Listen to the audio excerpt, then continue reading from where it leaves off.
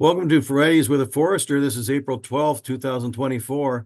Today's topic is emerald ash borer, an update on emerald ash borer in Minnesota. So your host today is myself, Gary Wyatt, Extension Educator with our forestry team in Extension. I'm based out of the Mankato Regional Office, and also Lauren Backus from the Regional Office in Andover. So she's monitoring our webinar today and doing an excellent job, and monitoring questions at the end. Today's topic is update on emerald ash borer in Minnesota by Jonathan Ostist, and we thank him for joining us today. He's with the Department of Agriculture and one of the lead persons in emerald ash borer findings around the state and searching for that little critter in ash trees. So this is a Zoom webinar, so we ask you to put your questions in the Q&A. And remember, all of our recordings are posted at our Z link, z.umn.edu/Fridays. And we have actually a couple of years of Fridays with a Forester recorded at that website. Jonathan, I'm going to stop sharing and let you share. Thanks, Gary. All right.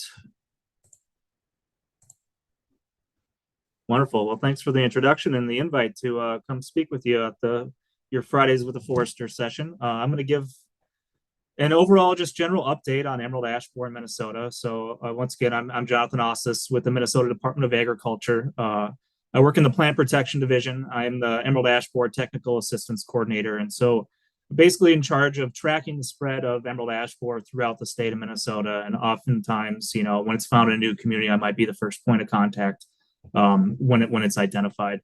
And so I'm just going to give you a broad overview here. Gonna just quickly go through the background of emerald ash borer, make sure everybody's on the same page. Then we're going to talk about the distribution, the known distribution of emerald ash borer in the U.S. and in Minnesota specifically, and the early detection efforts that we've been pursuing the last number of years. And then I'll touch on the quarantine and regulations associated with emerald ash borer, and then talk a little bit about insecticide treatments for protecting ash trees, and then remind everybody how to report infestations at the end. So I'll just get started here with a little bit of background. So just to remind everybody, emerald ash borer, its native range is parts of Eastern Asia.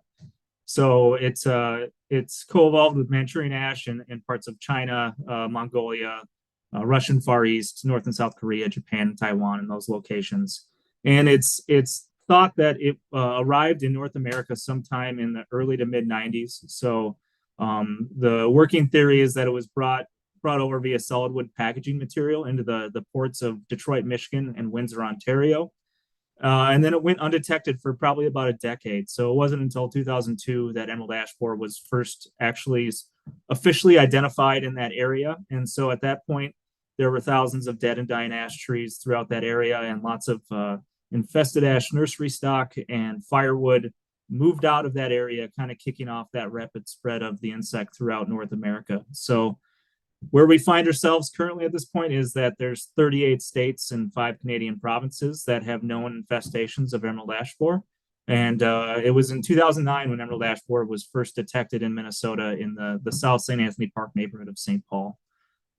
All right. And so just to briefly go over the biology of the insect, just so you understand how that life cycle works, because that's kind of key to understanding how management should work. We have what we call the emerald ash borer flight period and the non-flight period. So you can see kind of that calendar at the base below the pictures. And so the emerald ash borer adult flight period is considered to be May through September. And so we give that range because, things heat up a little bit sooner in the southern part of the state compared to the northern part of the state. And we use growing degree days to calculate when initial emergence is going to occur in an area. So that's a calculation that's made off of growing degree days with a base temperature of 50 degrees Fahrenheit. But typically in at least southern and like Minnesota and the Twin Cities area, that initial emergence is usually in mid to late May. It just kind of depends how quickly things heat up in the spring. And then as you go farther north in the states, it may be in early to mid June, depending on the weather. So that's why we give that May through September kind of flight season guidelines. And so when those beetles begin emerging in the late spring, they do a little bit of maturation feeding in the canopy of the tree. They do that for several days. They nibble on the leaves. It's nothing that you'd notice with the naked eye. It's nothing like Japanese beetle and how they skeletonize a leaf or anything like that. So it's not really noticeable. So after they do that maturation feeding, they go and find a mate. And then once they mate, the female beetles begin laying eggs in the bark cracks and crevices of the ash tree. And if they're initially infesting a tree, they're starting in the upper or to mid to upper canopy of the tree. That's where they initially start laying their eggs when they infest a tree. And so those female beetles lay on average between 60 and 90 eggs. So you can see how that population can build quite rapidly. And so once those eggs are laid, within a week or two, those eggs hatch, and then the larvae burrow through that bark and then begin feeding in the cambium layer of the tree. So the larvae are what do the actual damage to the tree. And so once enough emerald ash borer larvae have built up in a tree, all that tunneling in that cambium layer disrupts the flow of nutrients between the root system and the crown and effectively girdles the tree. And so once those larvae begin tunneling, they go through what we call 4 larval instar stages, and those are basically just growing sizes. And so as they go through those 4 growing sizes, they then will chew a pupal chamber, as you can see in that center picture, in about a 1/4 inch into the sapwood, or in really large mature ash trees with thick bark, they'll chew that pupal chamber in the bark as well. And so once it heats up again, the following spring and summer, they'll pupate, turn into the adult beetle, emerge from the tree, and start that process all over again. So what I just explained there is a 1-year life cycle for emerald ash borer. We have both a 1-year and a 2-year life cycle for emerald ash borer. So to give you an example of that 2-year life cycle, an emerald ash borer egg that was laid last summer, so the summer of 2023, it hatched. The larvae made it partway through its larval growing stages before going dormant for the winter we just went through. Now, this spring and summer of 2024, it'll continue its larval development until it makes its way to its pupal chamber. And then it'll overwinter a second time. And then next spring and summer of 2025, it'll emerge as an adult beetle. So what that means is you can have any immature larval stage of emerald ash borer underneath the bark at any time of year. All right, so that is the life cycle, the 1 and 2 year. Just a reminder of why emerald ash borer is such a big issue is the way in which it kills trees. So how I just mentioned that, a single adult female can lay between 60 and 90 eggs on average in their lifetime. Those populations grow as it's getting established in an area. They grow slowly at first, but after several years, you kind of hit this exponential growth curve. You have so many beetles out there laying 60 to 90 eggs a piece. And then once that population explodes, you have a couple-year lag time, and then you start to see kind of widespread mass tree mortality in a very short window of time. You begin to lose trees within about a 5-year period, and it overwhelms municipalities' capacity to deal with the amount of dead trees on the landscape. So I just like to highlight this is like the way that the population dynamics work. And that early detection is really key. Finding it earlier in that curve, any management strategy you implement earlier on in that curve is going to have a much bigger impact than when that population has already exploded. So early detection really is very important in trying to deal with this insect and delay the point at which you're having mass tree mortality in an area. All right, so emerald ash borer distribution. So here's a map from USDA Aphis Plant Protection that kind of tracks the spread of EAB in the U.S. And so this is just showing you that basically the entire eastern half of the U.S. has emerald ash borer infestations. And so you can see Minnesota there, the light colored purple are the more recently confirmed counties, but I also like to highlight that you see there's infestations in north central Colorado and western Colorado. And then if you look all the way to the west, just below Washington and northern part of Oregon, about 30 minutes outside Portland, there was an infestation found a little over a year ago. And so that just really highlights the human assisted element of the spread of this insect and how it spread so quickly across North America. Those are taking really large jumps, and emerald ash borer's flight capacity, can maybe fly up to 5 or 6 miles on its own. It's, it's being assisted by humans when it makes it, 1,000-mile jumps. All right. So like I mentioned, there's 38 states at this point with emerald ash borer infestations. Now let's go to Minnesota. So on the left is the emerald ash borer status map that the Department of Agriculture hosts. We have 50 out of the 87 counties in Minnesota with known infestations. And so you can see there's the URL for the map. You can access it there. If you're interested in the GIS data behind it and the data sets, the URL is below that at the Minnesota Geospatial Commons. That data set gets updated nightly, so feel free to play around with that data. I just want to highlight that this is kind of the official map. So if you're ever wondering where emerald ash borer has been confirmed in the state, please consult this map. This is where things have been confirmed. So if you think you know of emerald ash borer in a location that's not being displayed on this map, you should absolutely report it to us so we can follow up on those locations and eventually add that to the map and get in contact with natural resource managers in those areas so that management work can begin. A couple things to highlight on this map is the red areas on the map. Those are quarantined areas, so that's where regulations for emerald ash borer and ash trees and firewood are in place. And then another important thing on this map is that green, that light green colored polygon. It's the generally infested area. And so we put a buffer around confirmed infested tree locations to better represent where emerald ash borer is in an area and impacting trees. So like I've said, emerald ash borer is cryptic in nature. It takes typically, at least 2 to 3 years to see signs of infestation in a tree. With the average spread rate of emerald ash borer by itself being 1 to 2 miles a year, it's always further beyond what we can physically see in the environment. So that buffer, which starts at 2 miles and can expand some beyond that, depending on how many trees have been reported in an area, better represents where it's actually impacting trees. And so the way to think about that is if you are within a generally infested area, there's a high likelihood that your ash tree is already infested at some level with emerald ash borer, whether it's showing signs of infestation or not. That's just the best way to think of it. If you're within a generally infested area, you should be actively managing your ash trees and deciding on how you're going to deal with them, because that clock is running out on options.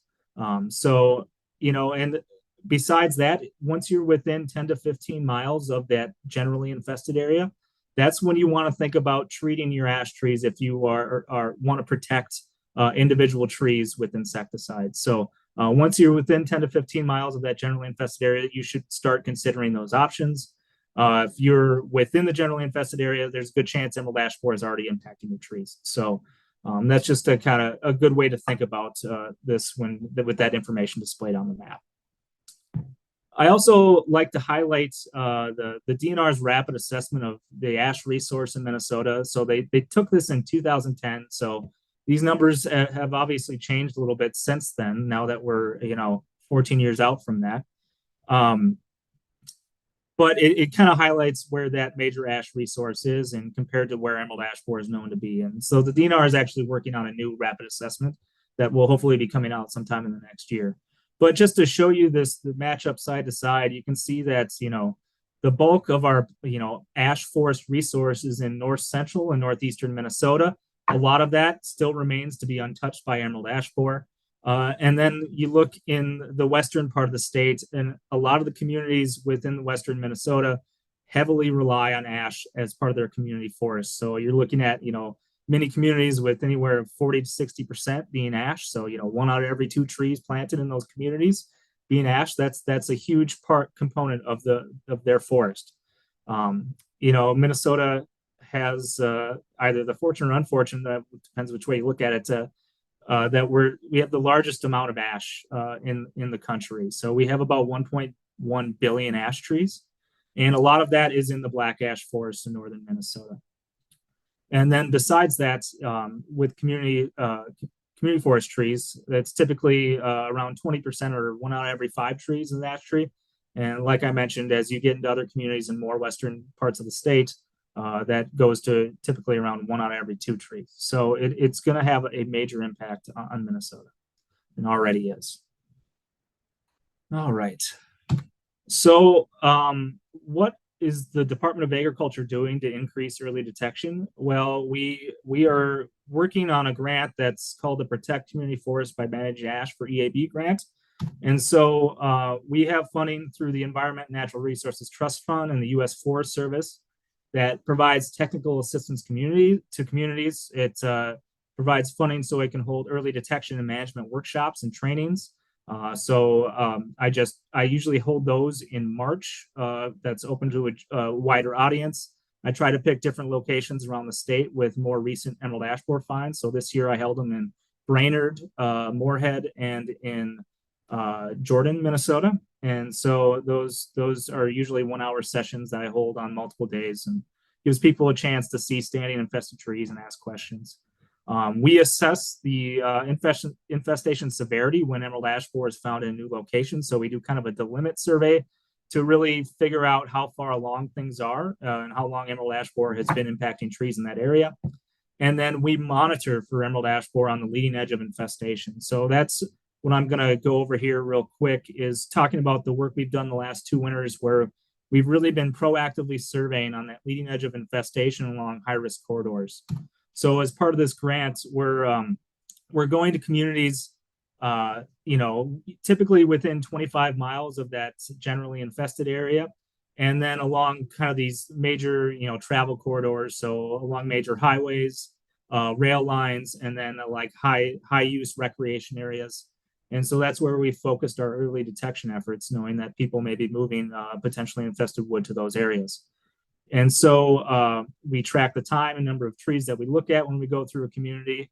And this is really kind of a quick visual survey. So we do this in the winter because that is the best time to look for emerald ash borer in a tree, because you can see all the way up into the canopy with those leaves off. You can really see that woodpecker damage that is associated with emerald ash borer infestations. And so we have a goal of surveying over 300 communities over this 3-year period. So we just completed our second winter of survey, and we are over 200 communities surveyed. And so things that we do is we typically will drive, every street in a town. And we're looking at trees and boulevards, front yards, parks, campgrounds, along the main roadways. And, as we're in smaller communities, the typical survey time is anywhere from 10 to 45 minutes. So it doesn't take all that long. And usually when we find emerald ash borer in a new community, we find it within about 15 minutes. So, when the signs to look for is when you're looking for that woodpecker damage in the upper canopy of the tree. With nice binoculars, you can often see some of that S-shaped tunneling pattern on the surface of the wood in those areas. And so that's how we go about doing early detection throughout the wintertime. And so here are some of the current results that we have. So you can see we've gone to over 200 cities at this point. I think it's 212 is the exact number, in 48 different counties in the state. And we've identified 33 new infestations through this work and 8 new county level detections. So you can really see we've put on quite a bit of miles. There's just a couple of us doing this. And we do that work typically November through March. And this right now, before the leaves come out, is the best time to check your ash trees for infestation. So you want to be looking up into at the branches between 3 to 6 inches in diameter, where that bark has transitioned from smooth to rough. And look, typically it's going to show up on the south or southwest facing side of the tree first. So the side of the tree that gets the most amount of direct sunlight, that's where you want to look for blonding. And then within those blonded areas, look for woodpecker damage. So that's the telltale sign of emerald ash borer. All right. So now I'm just going to briefly cover regulations. We can kind of go through what they are, and I can point you to who to contact if you have any questions about moving any regulated articles out of a regulated area. And so really the purpose of a quarantine, so when I'm talking about regulations for emerald ash borer, I'm specifically talking about quarantines, so those county level quarantines.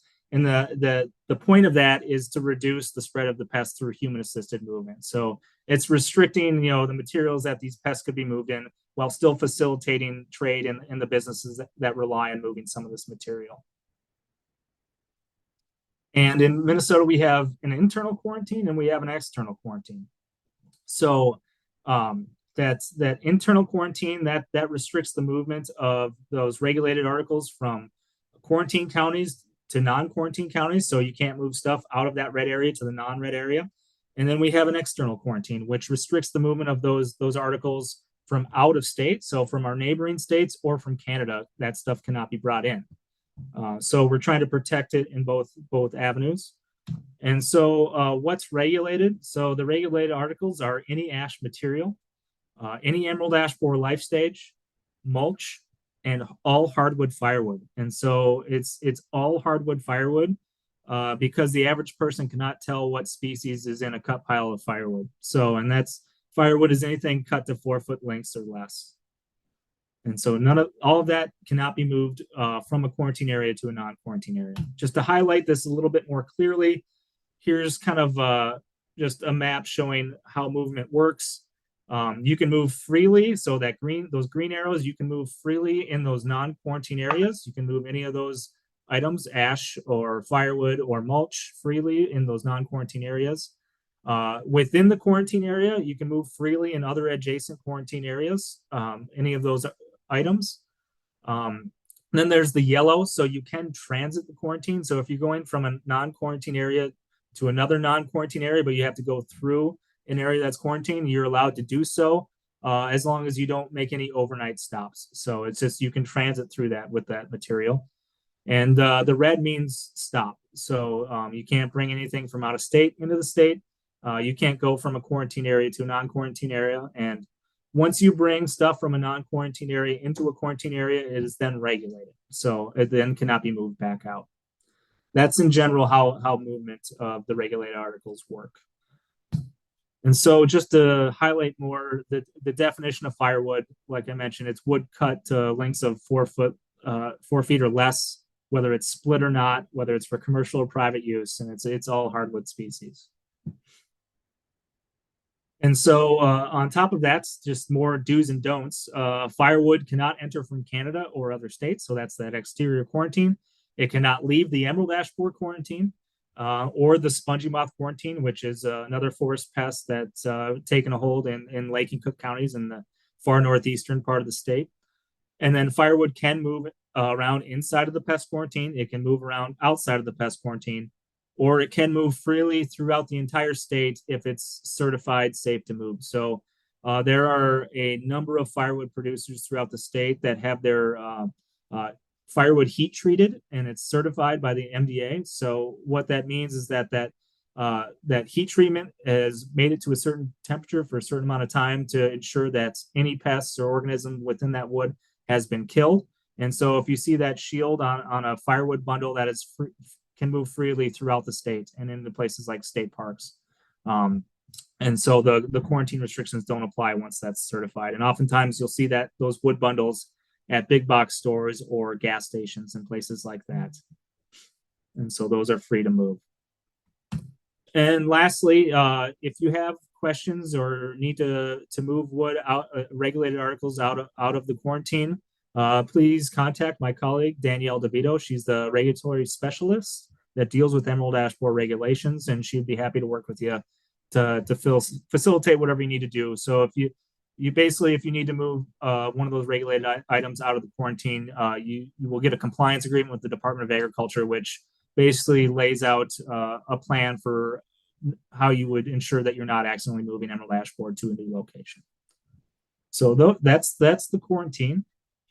If you have questions on that, please, you can reach out to me or reach out to Danielle DeVito. I can supply that contact information at the end as well, again. And so now let's just briefly touch on best management practices. So these are guidelines for working with ash trees. In general, if you can avoid doing work on ash trees during that active flight period, so when the beetles are actively flying around, that is ideal. So try to avoid doing removals of ash trees, pruning, things like that when those beetles are actively flying around. If you can, try to do that work October through April, when the beetles are dormant and not actively flying around. And so this is really for a couple of reasons. Emerald ash borer, it likes to, typically when it emerges from a tree, it'll reinfest that same tree or a tree right next to it. It's really just a small percentage of the population that strikes out long distance to infest trees, miles away. So you would rather have those beetles lay their eggs on that same tree and remove the tree when it's dormant in the fall or winter months. And if you're working on an infested tree in the summertime and you're removing it, you're actually, and there's emerald ash borer up in the canopy, you're pushing those beetles out to new trees faster than it would if you would have allowed it to lay its eggs on that same tree and remove it in the fall. On top of that, oftentimes that wood waste has to be moved to a new location to be processed. So you could potentially be having beetles emerge from that load of wood as you go down the road to a new location. So if you can, avoid doing that work in the summertime. But if you do have to do that work in the summertime, if you can chip that wood on site before it's moved, leave that wood waste at that location, or at the very least, cover your load as you move it to wherever that wood's going to be processed. That is ideal. I will say, just as kind of an asterisk, as an area becomes heavily infested and all the communities around you are infested as well, it becomes much more important just to deal with hazard trees as opposed to following these guidelines. So once you're at that point in the community, you should be working to deal with hazard trees in a timely fashion, so they're not, causing damage or injuring people in storms and things like that. All right. So now I'm just going to touch on insecticide selection. So there are systemic insecticides that are available to protect individual ash trees from emerald ash borer, and they are very effective. And so they're usually applied either via, like this picture on the left, via a trunk injection method, or there's other applications like soil drench methods and things like that. And so they're systemic, and so when they're applied, emerald ash borer beetles that feed on the leaves get a dose of that chemical, and any larvae that are actively tunneling under the bark will also get a dose of that chemical. So they get them in both locations.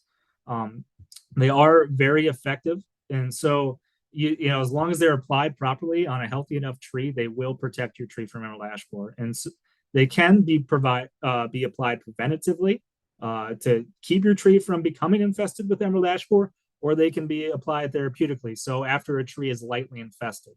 The general rule of thumb is that as long as there's no more than 30% canopy decline, that tree is still healthy to uptake that chemical and be protected from emerald ash borer. It's not going to fully rebound from the damage that's already occurred, but it will stop things where it's at. And so we have a couple different types of chemical options available. Hopefully the Homeowner's Guide to Insecticide Selection can be the link can be put into the chat. But the most common one that's used by tree care professionals, it's a restricted use pesticide, and the main active ingredient is emamectin benzoate. And so that's applied via the trunk injection method. That's what most arborists use when protecting ash trees from emerald ash borer. And so that chemical is guaranteed for 2 years of protection before it needs to be reapplied again. So unfortunately, with all these treatments, it's not a one and done thing. It has to be reapplied every so often. So with the trunk injection of emamectin benzoate, that's guaranteed for 2 years before it has to be reapplied again.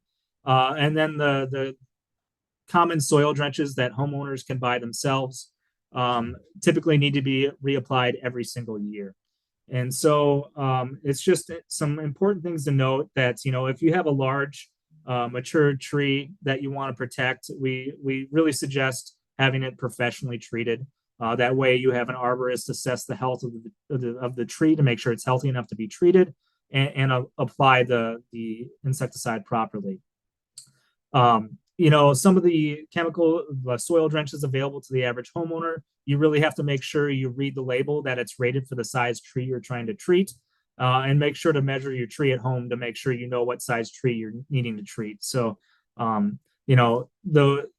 I will say the homeowner chemicals available to you are typically neonicotinoids. So those could potentially have impacts on pollinators, especially if you have flowering plants planted close to the base of your tree.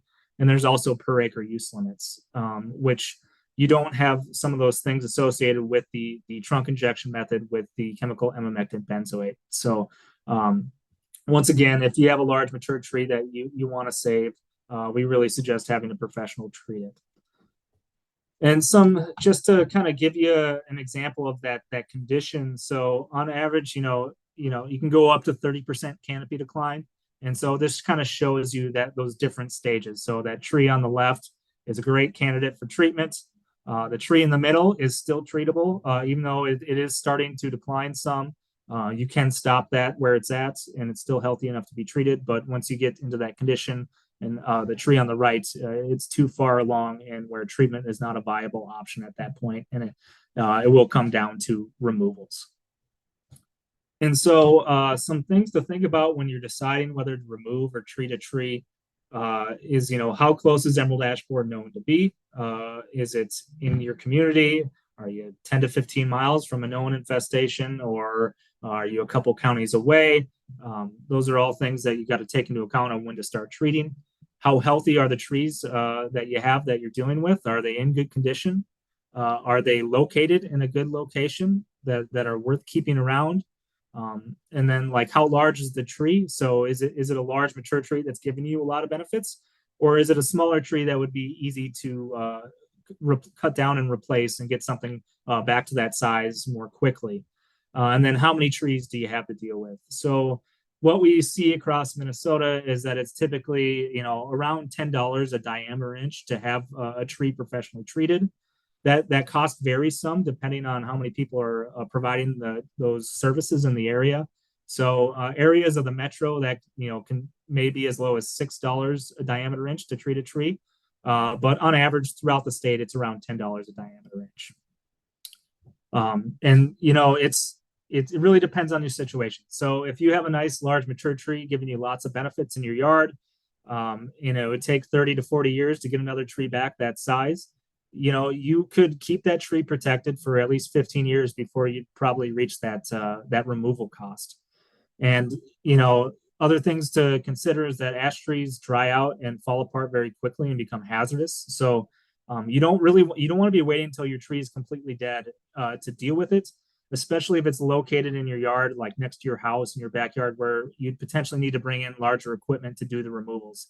We're seeing really expensive removals begin to happen throughout the greater Twin Cities area, where homeowners had their ash trees die on them. They're very large and they're located next to their house in their backyard, and it's costing upwards of $7,000 to $10,000 to deal with these trees because they have to bring in crane equipment and things like that. So if you're not going to treat, you want to deal with the tree before it's completely dead.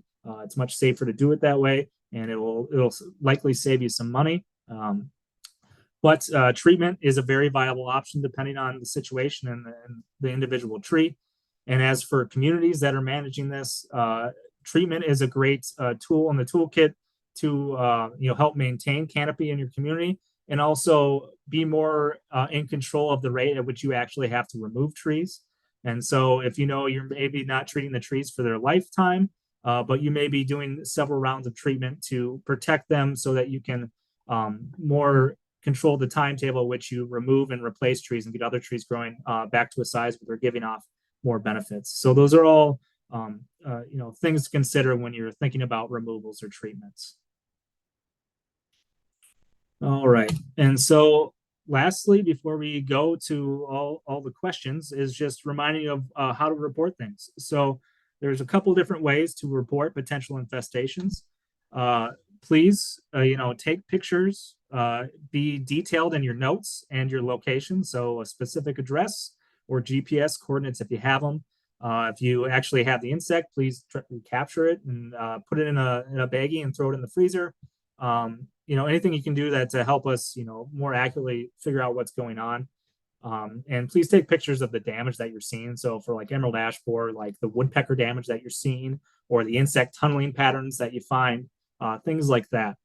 And then the best ways to report the infestations is through either there's a nice app called EdMaps that you can report any terrestrial or aquatic invasive. And so that will collect the GPS location. You can attach pictures, And when you submit it, it will be sent to the correct state identifier. So for emerald ash borer, that'll come right to my email inbox. Otherwise, probably the easiest way is to go to MDA's Report a Pest webpage. We have an online reporting form, and then we also have that email associated with it and a voicemail. So you can use any of those options, the email, the online form, or the voicemail to report potential infestations, and we will follow up on that. So if you're out around the state and you think you've found emerald ash borer in a new location, please let us know. And if you're unsure if it's known to be in that area, you can either look at that the EAB map, or just when in doubt, please report. So the sooner we find infestations, the better the outcomes. And that's basically the quick update that I have for you, and we can get into specific questions that y'all have. Super. Thanks, Jonathan. We'll have Lauren kind of ask the questions for you, Jonathan, and we'll continue. Awesome. Okay, first one. Are there any new treatments to fight EAB, especially ones that don't kill other insects? So when it comes down to the individual tree level, it's the only option is going to be insecticide use. And so there have been shown to be no known impacts to pollinators through insecticide treatments for emerald ash borer. I will just show, this is from a recent paper that came out by Cliff Sadoff and Deb McCullough have done a lot of the research on emerald ash borer integrated pest management. And so it really shows there's little to no potential impact on pollinators. So it really is just hitting the wood borers that are tunneling in the tree. And so if you have more specific questions on that, you can read this slide. I'm not going to go through all of it, but it seems to be quite safe. As far as other options, I mean, it's all going to involve, we have biological control that the Department of Ag does at the forest landscape level. So we've been coordinating that program since 2010. And we have 3 types of very host-specific parasitoid wasps that we release in forested settings to try to reduce emerald ash borer populations. I didn't include all of that because I would probably talk for too long for this session, but they're highly host specific. So the federal researchers went to the native range of emerald ash borer and identified these natural enemies that co-evolved with emerald ash borer in its native range.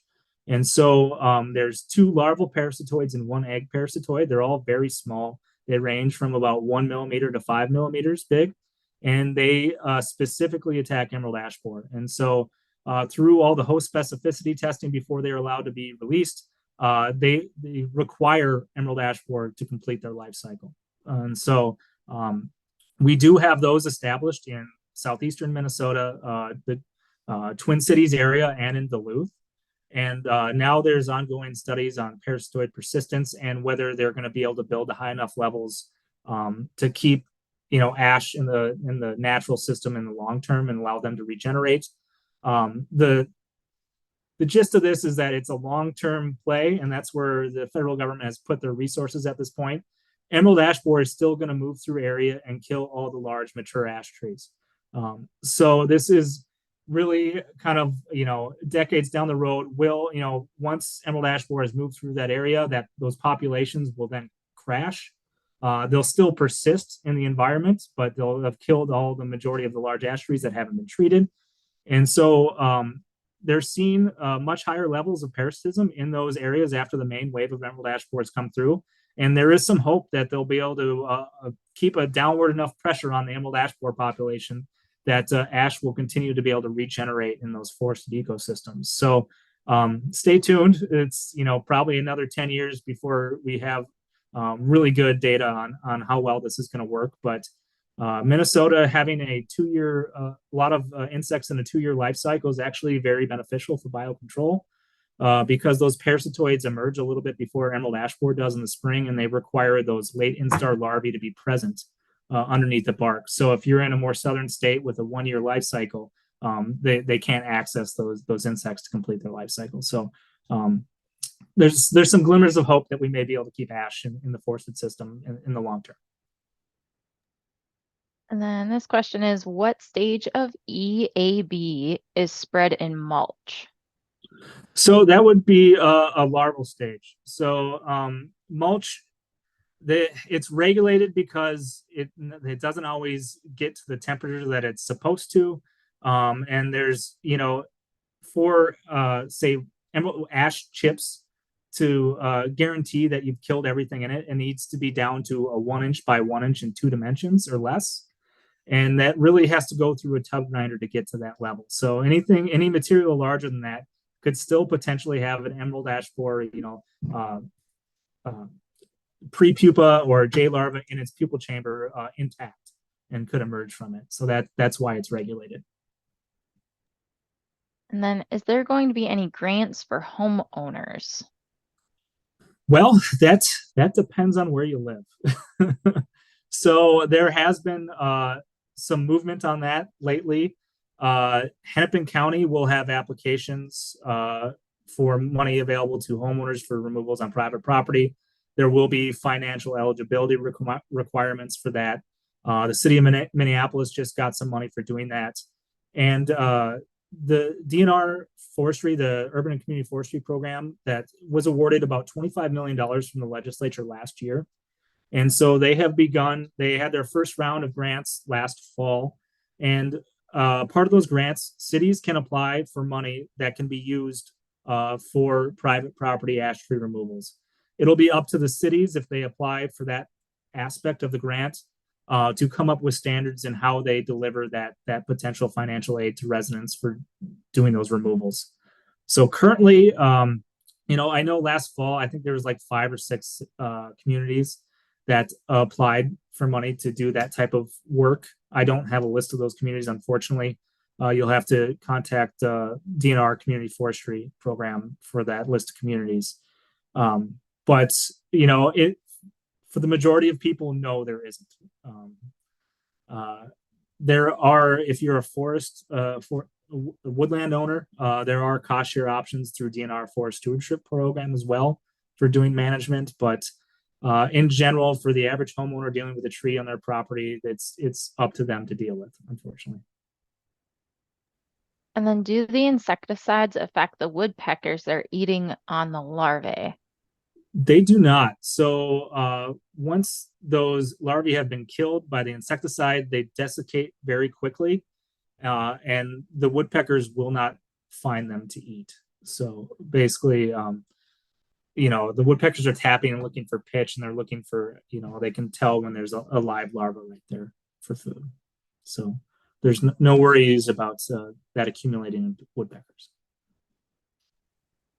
And then a soil drenched with, I'm gonna pronounce this wrong, but neonicotinoids.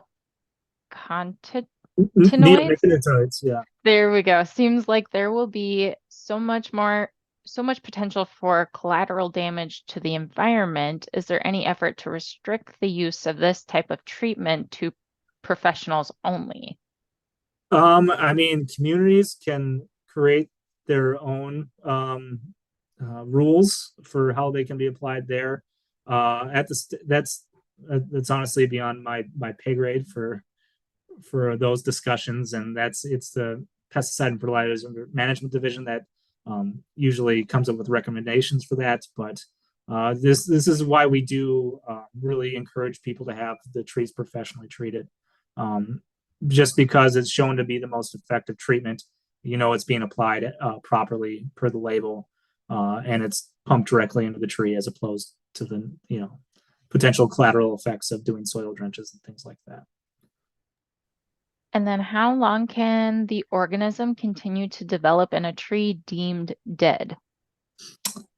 So it kind of depends on how quickly that it desiccates and dries out. Anything that's made its way to its pupal chamber is done feeding, so it just has to have the right weather conditions for it to pupate and emerge from that wood. But in general, you can have emerald ash borer emerging from a cut tree up to a year later. And they've done some studies with firewood and things like that over the years that have shown you can have insects emerging from cut piles of wood over 2 years after that wood was cut. So that just really highlights, the pathway of firewood for potentially spreading other insects and diseases. So really just having that sea change of buying the wood where you're going to burn it and not moving that stuff long distance, not taking stuff up to your cabin or with you on your camping trip, and just getting that wood where you're going to be. And then this is an interesting one. How is EAB controlled naturally in its original Asian habitat? Oh, great question. So, like I mentioned with biological control, so there is a whole suite of natural enemies that help reduce populations, and there's also more host tree resistance. So, the Manchurian ash, and then that natural enemy complex, all evolved with emerald ash borer in its native range. So it acts like a native pest there, to where if a tree is highly stressed, it'll come in and help finish the job of killing the tree or impact the tree. Any green ash that's planted in areas of China and Russia and things like that have been heavily impacted by emerald ash borer, unfortunately. So it's the increased natural host tree defenses and the natural enemy complex that's associated with it. And there is a breeding program that's going on to try to breed EAB resistant ash trees, and so that's a program that's, I believe, out of Delaware, Ohio, that's ongoing, and they've been making lots of progress. So just like we're now replanting elm trees, we may have ash trees available to us in 15, 20 plus years. And then can you verify that Minnesota allows you to use firewood in state parks that is transported within the quarantine area? State parks have different rules, so I believe it's like a 25-mile rule, and it has to be within the county that the park is in. I believe those are the regulations, but it'd have to look at the specific regulations on the DNR website. So just because it's in a quarantine area, it can't potentially move freely into a state park. Those are different regulations associated with it. And then generally, even though a county may be quarantined for emerald ash borer, especially, it depends on how early on it is, there may be much of that county that still has yet to see impacts from emerald ash borer. So not moving wood long distance is really ideal. And then what diameter of branch would be too small to have larvae tunnel in it? They can get into stuff that's a little bit less than an inch in diameter. So they can get down to pretty small stuff.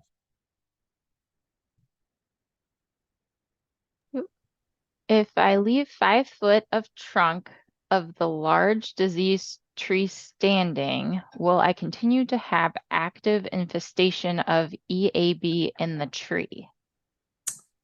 So whatever's in there could potentially emerge. But I mean, once that tree is dead, the emerald ash borer will not be laying eggs on it anymore. It will not be reinfested. You need that living cambium layer for the larvae to tunnel in to complete their life cycle. And I think this one's just clarifying that it is the chemical composition of the ash tree that attracts EAB in the first place. Is that right? Correct. Yep, that is correct. And then there's just one comment of thank you for this presentation and your hard work. And that's all the questions so far, unless anybody else has any questions. Awesome. Jonathan, that's great. Fantastic, Lauren. Thank you for the questions, and thank our team. Can you stop sharing, and I'll share my last couple slides here, Jonathan? Sure thing. Please. Yeah. And then Charlie and Angela and also Anna have been part of our forestry team, answering some questions on the side. Thank you very much for your expertise in doing that. Appreciate it. Let's see if I can share this properly. There.